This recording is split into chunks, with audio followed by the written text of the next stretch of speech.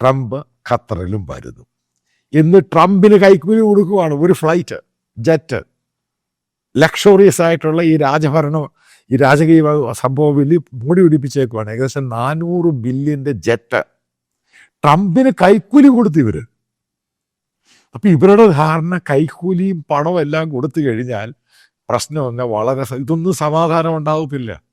പിന്നെ അതിൻ്റെ താഴെ എന്ത് പരിപാടിയും നടത്താം. ഈ ബംഗ്ലാദേശിൽ അവിടെ ഹിന്ദുക്കൾ ഇവരെ റൈറ്റ് വേണം. അതിനകത്ത് ജമാഅത്ത് ഇസ്ലാമിക്ക് ഫണ്ട് ചെയ്ത ഖത്തറ എന്ന് പറയുന്നു. ഞാൻ പറയും ഇതൊക്കെ ഓരോ വാർത്തകൾ വന്ന്.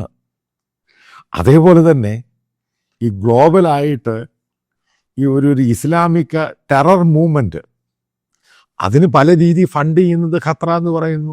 എന്തുകൊണ്ട് ഇന്തോനേഷ്യ ഖത്തറിനോട് അപേക്ഷിച്ചത്? അവിടെ സലഫികൾക്കും വഹാബികൾക്കും ഫണ്ട് കൊടുക്കരുത്. ഇത് തന്നെയല്ലേ UAEയും സൗദിയും ആവശ്യപ്പെട്ടത്. കാരണം ഖത്തർ ഭരണാധികാരികളുടെ ധാരണ ഇതൊക്കെ ചെയ്യാം, കാരണം അമേരിക്കയുടെ വലിയൊരു അമ്പർലയുണ്ട്. ഇതാണ് ഇസ്രായേൽ തെറ്റിച്ചു കൊടുത്ത് പോടാ പുല്ലെന്നാണ് പറഞ്ഞത്. അതായത് നിന്റെ നെഞ്ചത്ത് കൊണ്ട് ബോംബിടുമെന്നാണ് പറഞ്ഞത്. അതല്ലയോ ഹമാസിൻ്റെ അവിടെ റെസിഡൻഷ്യൽ ഹെഡ് ക്വാർട്ടേഴ്സിൽ കൊണ്ട് ബോംബിട്ട് കഴിഞ്ഞപ്പം അതൊരു സിംബോളിക് ബോംബിംഗ് ആണ്.